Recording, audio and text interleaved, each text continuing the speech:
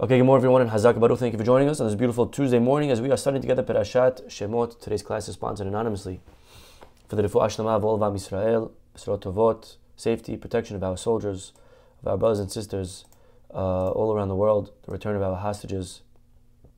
We shall all be zocheh to a complete Geulah b'mehera b'yamenu. Amen.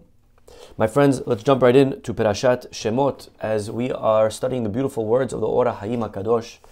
And yesterday we saw a little bit about this idea of anti-Semitism and the first hate against the Jewish people that was involved with the Jews in Egypt and Paro. And we saw how the Ora Hayim really, he hit it on the head.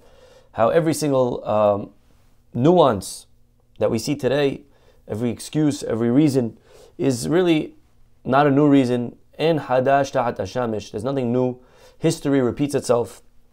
And everything that we're seeing today is just a repeat of what we saw back then with Paro, and we saw that beautiful class that we had yesterday on this. Today we are moving on to the birth of the Mashiach, the birth of the leader, of the savior of the Jewish people. That is, of course, Moshe Rabbeinu.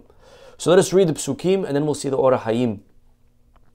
Vayelech ish mebet Levi vayikach et bat Levi. A man from the house of Levi goes and he takes a lady from the tribe of Levi. So here you have two people from within the same tribe marrying each other. Vatahar ha'isha, she gets pregnant. Vateled ben, and she gives birth to a boy. Vatere oto kitovhu, and she sees that he is good. Vatitpenehu shlosha yerahim, so she hides him for 3 months. Okay. Velo yachela od sefino, she can no longer hide him. Vatikahlo tevad gome, so she makes for him a basket. Vatahmera bahameru bezafet, and she smears it with clay, with tar, with pitch. Vatasem ba'et hayeled, she puts the baby inside. Vatasem basuf, and she puts him in the river. This is the Nile River. This is Egypt. Al shed al sfat hayor. Okay, she puts him amongst the reeds by the river. Vatetasav ahoto merahok, his sister stands from far. Lede'a ma ye'aseh lo, to know what would be with this boy. Vatered bat paro l'rchotz al hayor, and then bat paro, she goes down to bathe on the water. Doesn't really say her name. We know her name from tradition. What was her name? Anyone know? What was her name? Her name was Bitya. Okay, her accurate way to pronounce it is Bitya. That's the way it's spelled in Divrei Hayamim. Bitya. Okay, today we call it Batya, but that's not precise. Although my daughter's name is Batya, named after my mother, but the real pronunciation, the real spelling originally was Bitya. Okay, there's no mentioning of that name in the entire Chumash. It's only again in the book of Divrei Hayamim that we are told about it. Okay. Sorry, give me 1 second.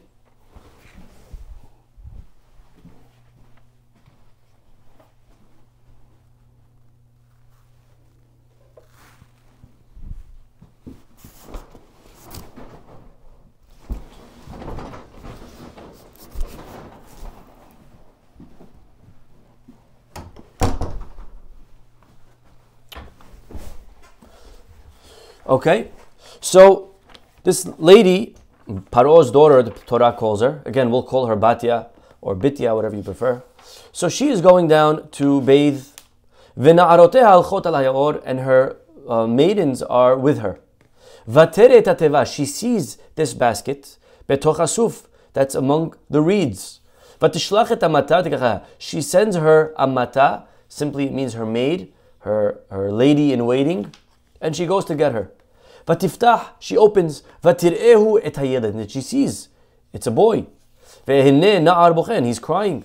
Vatahmol alav, she has pity. Vatomer, and she says, miyadeh avrim zeh, he must be a Jewish boy.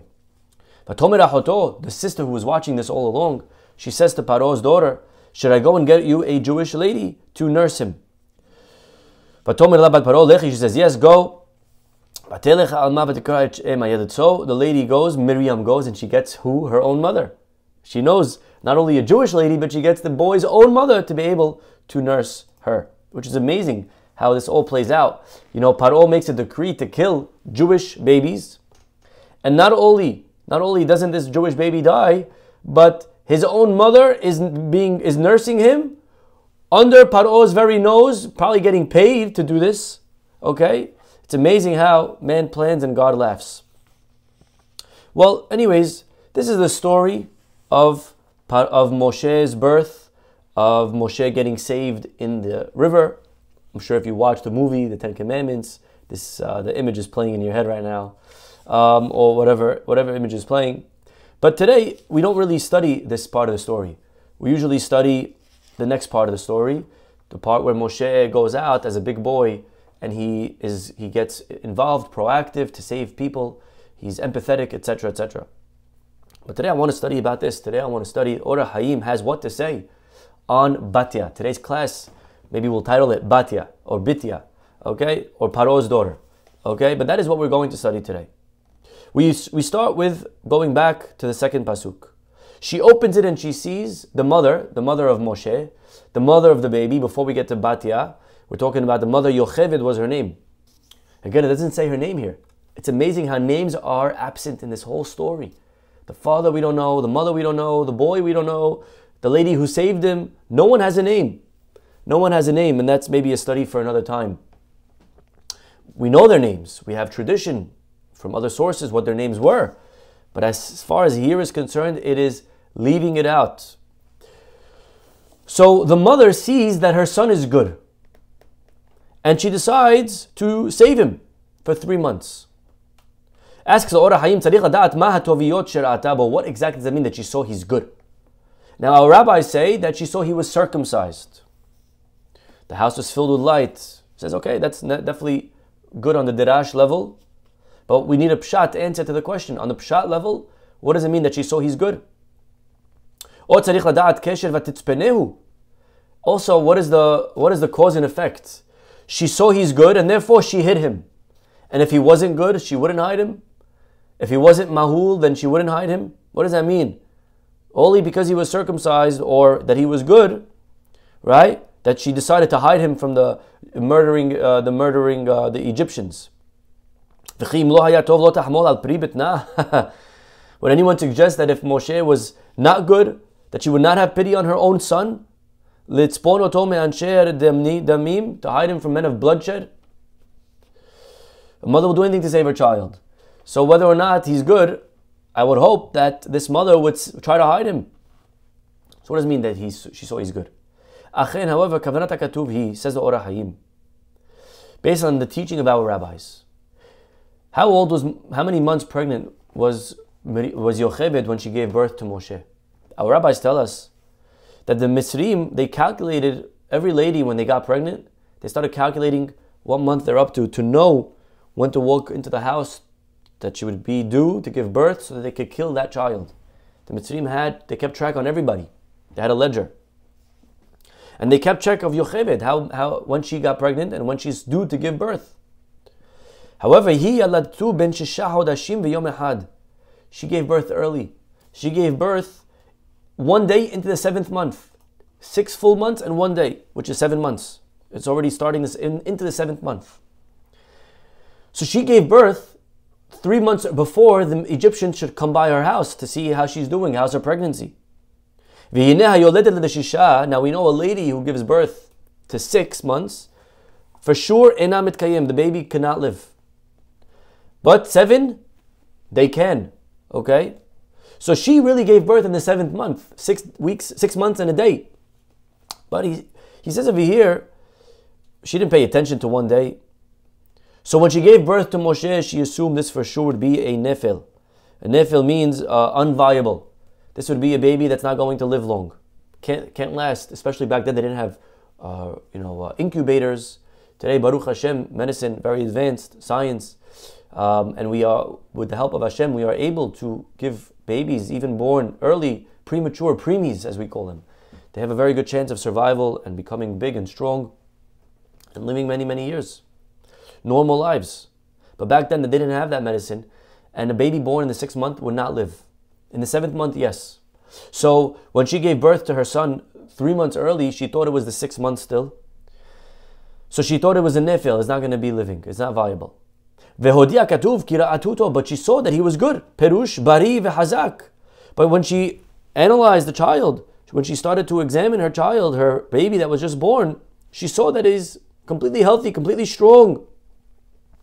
And therefore, because of this, she therefore took pains for him. She went out of her way to put him into the basket and to risk her life. She put herself in danger from the Egyptians. They would go home. The Egyptians, they would check each house. What do they do? How do you check if there's a baby crying, hiding somewhere? So they would bring another baby and have the baby cry. And when a baby hears another baby cry, the other baby starts to cry as well. So the Egyptians would bring babies with them wherever they go, and they would bring a crying baby. And if there was a baby hiding, they would be able to find them out, to see, to discover where they were. They would check the homes this way.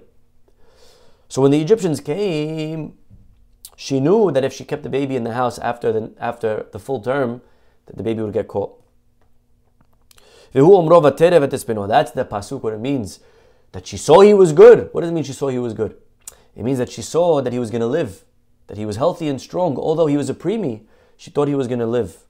And therefore she decided to hide him and to go and to do what she did. Okay, fine. Well, after she hides this baby, who was walking on that very same day in the river? Paro's daughter, Bitya. The pasuk says, "V'na'aroteha halchot al yad ha'or," and she had her maidens walking along the river. Tzarich ladat, we must really understand kavanat sipur zeh. What is the Torah's intention in all of this? Very detailed story. Like, does it really matter who was walking with her and how they were walking? All the elaboration is irrelevant. So says the Ora Hayim, Ulai sheikaven lomar ma'aseh Bitya. Maybe the Torah over here is telling us Bitya's deeds. Ki ma'aseh mitzvah gdola asta. Because this actually is a very, very significant act in history. It was a great mitzvah, it was a great deed. So the Torah, the Torah is very careful to inform us precisely how it was done. The Torah wants us to know the story, the origins of Moshe and how he was saved, because this ends up being something very important historically. It's what gives birth. It's what allows Moshe to survive. Well, what is the story? Says Ora Hayim, it's a known thing that a king's daughter, someone very important, a princess, does not walk alone. You don't walk alone. You have a whole security, a team, entourage. That's the standard practice for a princess. It's also known, it's also the etiquette, that they have one special person that's very prestigious, very prominent. Lehidgalot lefanav u'shamesho. Besides for their posse, they also have one person that's their unique personal aid, that if they ever have to bathe, if they ever have to get unclothed, someone that will see them undressed, uncovered when necessary, they're their personal attendant at all times. Okay? Only one person. Even though they have many people with them at all times, but not all of them could see the princess or the prince, whoever it is, uncovered. They have one, that's his job, very important. It's like his best friend, right-hand man. So now, Kan hodia katuv. So now the pasuk says, what does it mean? V'na'aroteha holchot. Her maidens were walking along the river. Where were they going? Says the Ora Hayim, they were sent away. Look at this, I never knew this one. Ora Hayim says, Shehaya bizman shehayta rochetzet. Since she was bathing, she was uncovered, so she sent her maidens away. Hutzlechu na'aroteha. Her maidens were required by royal etiquette not to remain in her presence. So the only one that's with her is whom? Is her amata. It's her, what we call it, the lady in waiting. The designated lady, that's her right-hand man or woman, okay? Her best friend, the person that's with her, her personal lady in waiting, okay? She's the only one that's with her right now. Because she is bathing in the water, so everyone is walking, everyone went for a walk. That's what the pasuk means. V'na'aroteha holchot. All her maidens were walking next to the river. Right? They left her. They can't see her uncovered. The only one that's with her is this one ama. The one miyuchedet. The one that's designated. Vatishlach ota. And when it says that she sent her amata to see what's in the basket, it means that she sent this one lady. Vatishlach et amata, she sent her to go see what's going on, who's in the basket. Beautiful. And the pasuk continues and says, Vatikaheha, this lady took the baby. That means one of two things. And the Ora Hayim says they're both equally impressive. What does it mean she sent her? It says she sent her maiden. She sent her maidservant. What does it mean she sent her? Either it means she sent her away so that she shouldn't persuade her from taking Moshe and saving his life. Because she knew she wanted to save this baby. And she was worried that this maidservant may convince her otherwise. So she sent her away. And she took the basket herself. Right? Bitya took the basket and she didn't have this interference of this lady bothering her. Or Vatishlach means she sent the maidservant to go get the basket. One of two ways of understanding the pasuk. Okay? One is that she sent away her maidservant and she took it herself. Or she sent her maidservant to go take it. Either way is very, very praiseworthy to Bat Paro. Ki nafsha nefesh tehora, that she had such a pure soul. Mi'iten tahor mitameh. How could it be from Paro, the wicked, comes such a righteous lady? Only Hashem could do this. Laderech harishon, and therefore, going back to our two ways of explaining, according to the first way, that she sent her away, shehagam shelo hayta imayla ma'hat. Now that's a very dangerous thing. It's your only security that you have left. It's the last person remaining with you. You can't be all alone. You always have at least one person. And nonetheless, she sent even that one last person, she sent her away so that she could be by herself to do this act of heroism of saving this baby. That's a very praiseworthy thing for Bitya. Number two, the other way, that she sent her to go get it. Also praiseworthy. Because in both situations, in both scenarios, you remain alone. Either you send her away and you went to get it yourself, or you send her to go get it and you're alone for the meantime being. And either way, it's very praiseworthy. Shevach bat Paro. Well, what happens now? She opens the basket, and what does she see? She sees baby. But the pasuk says, Vatir'ehu et hayelet. It says, she saw him, the boy. It doesn't say she saw the boy. It says she saw him, the boy. What she saw him, the boy? It's a weird way of writing it. It should have said she saw the boy. Then it says the Ora Hayim, to me it seems, according to this, Ora Hayim wants to say that she knew this baby was a Jewish baby. She knew it. This pasuk is coming to support the idea that maybe you'll say she didn't know it was Jewish. This seems to say no. She knew. She knew this baby was from the ones that were being thrown in the water to die. And she intended to save this. This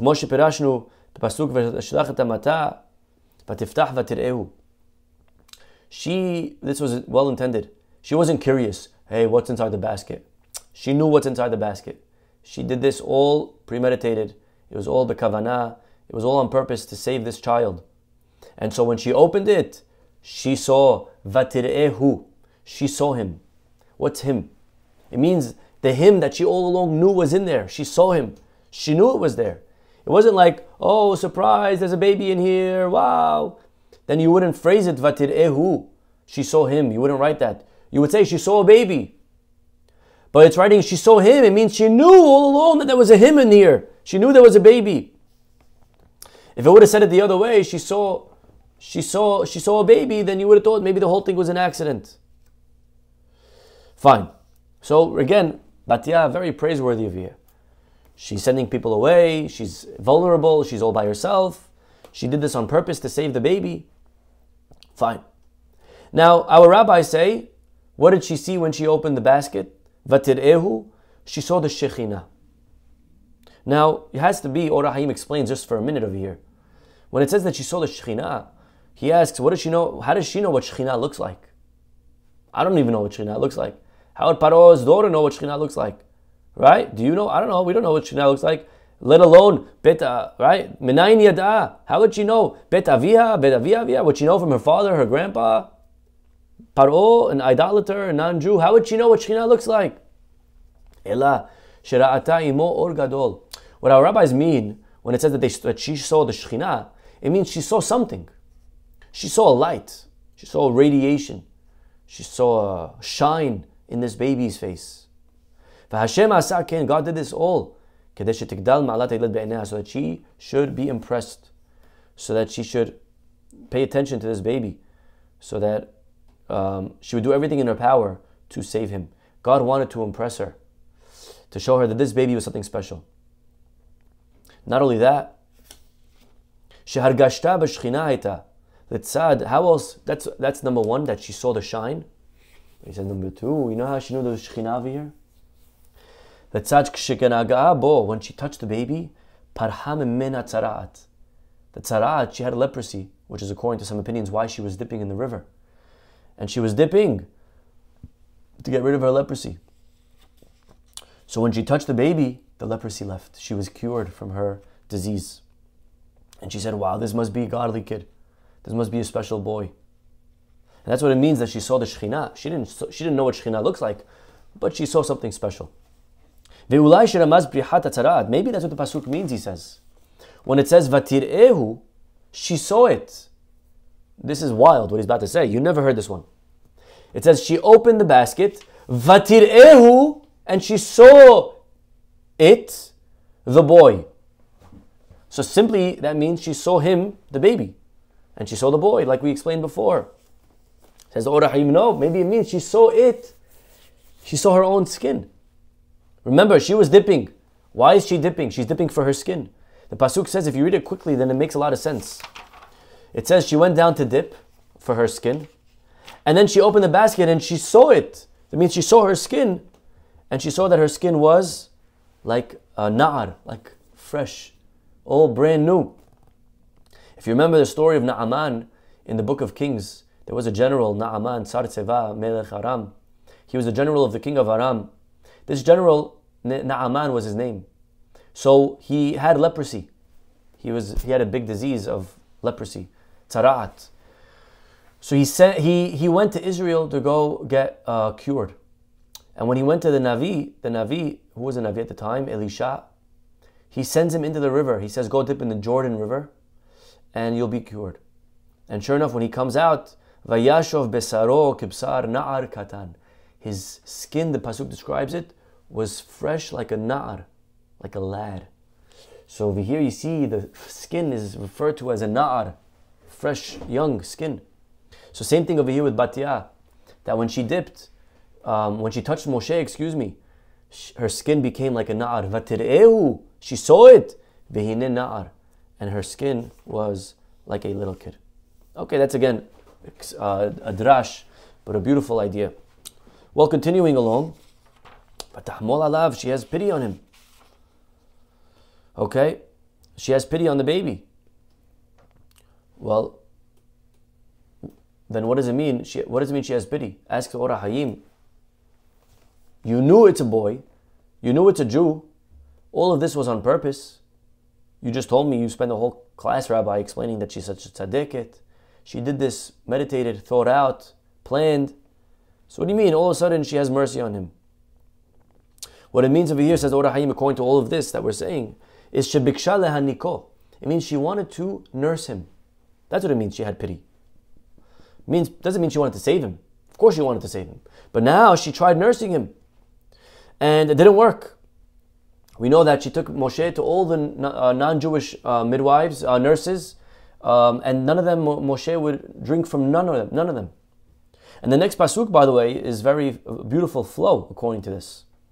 The next pasuk says, "Vatomer miyadeha evrim zeh." She says, this must be a Jewish boy. What do you mean this must be a Jewish boy? Pshita shekenu, obviously. Who else? Which other baby is just floating randomly in a basket? Right? It has to be because of the decree of Paro. So all the babies were thrown in the water. Right? Remember, Paro decreed every boy gets thrown in the water. So here, there's a boy in the water. How else did he get there? It must be because of the decree, right? And it's not taking swimming lessons, right? He's there because of the decree, and he's there because he's Jewish. So what does she mean? Wow, she says, this must be a Jewish boy. Right?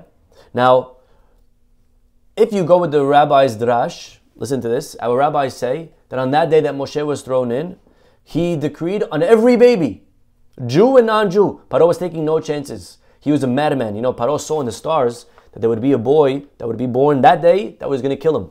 That was going to overpower him. So Paro decided every baby, Jew or non-Jew alike, Egyptian, Israeli, doesn't matter, everyone in the water. Death day for all babies. Now, according to that makes a lot of sense now. Imken, so she says, this must be a Jewish one, because she didn't know if it was a Jew or Egyptian, because there's multiple types in the water that day. So, but how did she know? Right? So she says, must be that he's a Jewish boy, because when she took him to all the Egyptians, he wouldn't nurse. So she said, okay, there must be something special. However, he says over here another idea, what it means. Naskil, and this is interesting, that we have to analyze, he says, whether Bitya's desire to save the body, the boy, was because she thought maybe he's an Egyptian. It's an interesting study. We're giving over here today a lot of credit to Bitya, but there is a side to maybe argue and say, we don't know, but maybe she only wanted to save him because there was a chance that he's an Egyptian boy. Paro decreed everyone has to be thrown in the water. But she felt bad of her own kind, that they should also die. So she saw a baby floating. She said, let me try to save him. Or afilu yevri, or maybe no, she wanted to save the baby regardless of his religion. Jewish, non-Jewish. She wanted to save because she was a good lady no matter what. Now, if you say that she only was willing to save it because she thought it was an Egyptian, now when she says this is a Hebrew boy, that makes a lot of sense, by the way. She thought originally maybe he's Egyptian, but then she sees he's a Hebrew. And according to this, she really didn't want to save a Jewish boy. And that's actually a logical approach. That's a logical approach. That's preferred. If you think about it, again, of course, we know historically she was a great lady, but if you think about it, probably, if you're just analyzing it from a pure intellectual study, historical study, it makes more sense that she didn't mean well. A usual Egyptian lady only has mercy on Egyptian babies. And she only wanted to save an Egyptian boy. She ended up seeing that he's a Jewish boy, and she also saved him. Why would she save him? If her whole intention was only Egyptian, then why didn't she just throw him back? Even though we see that afterwards, when she realized that he was a Hebrew, she still held on to him. She found him even a nurse, and she hired money to have him nurse. It's not a proof. Because after she saw how special this boy was, and that he healed her from her leprosy, Rahma alav, she had mercy on him. But that is only, by the way, okay, we'll save him. But initially her intention was not to save the Jewish baby. That's all one way of thinking about it. But you could also say the other way, like we said till now. She had mercy, although all along she knew that he was a Jew. And when she said that this is a Jewish boy, it means she's just observing why he's not nursing from the non-Jews. Not that she was, he's Jewish, so I didn't know that till now. No, she knew he was Jewish. She's just saying, oh, he's Jewish, that's why he's not nursing. And then they had to go out and find her a midwife. Okay. Well, one last pasuk for today, just to, crack a little bit open this puzzle, this mystery of Bitya. She calls him Moshe. Okay? Vatikra shemo Moshe, vatomer, and she says, Ki min hamayim eshitihu. And this is the end of the story as far as Moshe's birth is concerned. Ora Hayim has an interesting observation. Timtza shinui b'kriyat Shem Yitzchak v'Yaakov ve'ashvatim. Very interesting. When it comes to the other greats of our history, we find that their name calling is a little bit different. When you find Yitzchak or Yaakov, or even the tribes for that matter, whenever they're named, what came first, the reason or the name? Give it a second. 50-50. What comes first? Go back if you want to look in the book of Bereshit. What came first? The reason of the name or the name? Does it say she called him Yosef because? Or does it say, since this, she called him Yosef? What was the order? If you look by all the tribes, by Yitzchak, by Yaakov, Yakdim. Okay, give it a second. Okay, you guys took a guess? Okay, by all the other tribes and by even Yitzchak and Yaakov, first it says the reason and then the name. So as an example, go to Yitzchak, it says, Sarah said, Kol HaShomeya Yitzhak li, whoever is going to hear will laugh. And therefore she called his name laughter. So you see the reason and then the name. Yaakov, he was holding on to the heel, so they called him Yaakov. So you see the reason and then the name. The tribes, she said, now God will see my pain, so she called him Reuven. God heard me, so he called him Shemot. However, there's one exception, and that is Moshe.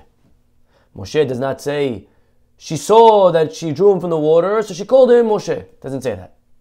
It says him Moshe because she drew him from the water. The name and then the reason. Two answers, says the Or HaHayim. Answer number one. Ki ha'imahot hayu ba'alei ruach HaKodesh. Our matriarchs who named Yitzchak, Yaakov, and the tribes, they had ruach HaKodesh, they had a certain level of prophecy. V'hayu masigot be'chinot Hashem. They understood the inner meaning of the name that they gave each child, and why that child had to have a name that was spiritually appropriate for him. She knew that each one tapped into the essence of the child. Ukriyat Hashem hayta lema shehayu mekavenim bo. So the true inner meaning of the name was consistent with the intention that Hashem had as well. It was exact. And therefore he says, the Torah first mentions the reason and then tells us the name.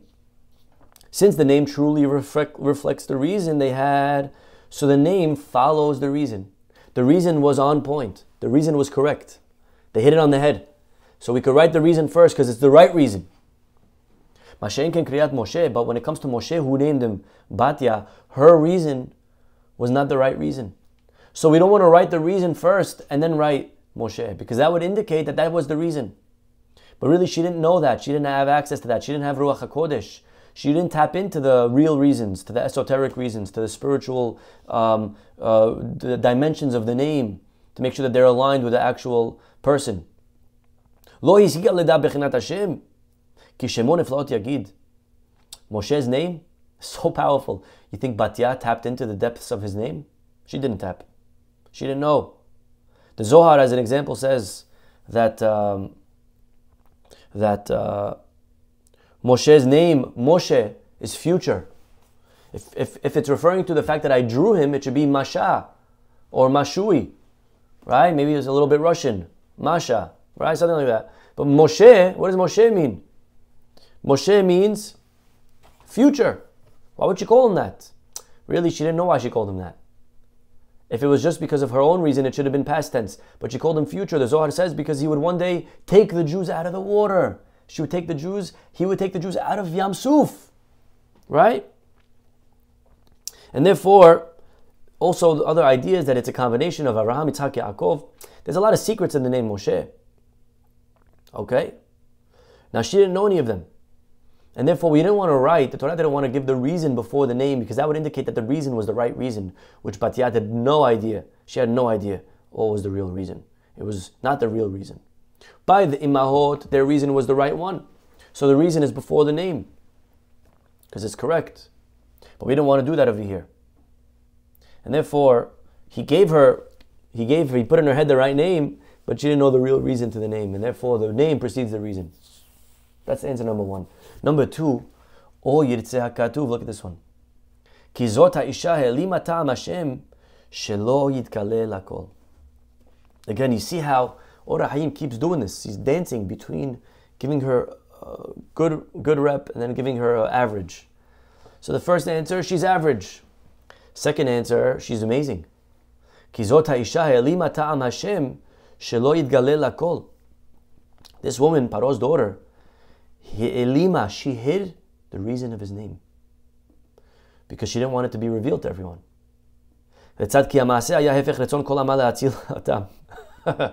Imagine, she publicizes, you know why I called him Moshe? Because I took him from the water. Hello, you took him from the water? We're trying to kill the babies. What are you taking him from the water for? Put him back. So she didn't want to tell everyone where she got him from. Because if they know, then they're going to convince her to kill him again, to throw him back in. Shehem gazru alehim. The whole decree was against babies to be thrown in the water. Now you're taking one out. So, saving the boy, you could imagine, would be an act of treason to her own father. Therefore, she didn't publicize the reason. She didn't say why she called him Moshe. She said, I like Moshe. Came to my head. So she called him Moshe, period. Right? Belo ta'am. Now the Torah is telling us the real reason. Ki min hamayim meshitihu. But when you're reading that in the text, you shouldn't see that as one sentence. If you read it, you would think it says, she called him Moshe, and she explained because I took him from the water. But the Or HaHaim says, no. No one knew that reason. She didn't tell that to anybody. If she tells anyone, then they're gonna force her to throw the baby back inside the water. So she kept the reason to herself. And publicly, the only thing that people knew was his name is Moshe. No one realized Meshitihu, not Mashitihu. Okay? So anyways, these are the Or HaHaims for today. Interesting study. Again, not something that we would usually think about when you talk about the Parashah of Shemot. We think about Moshe and empathy and the burning bush and saving daughters of Yitro and all the ideas.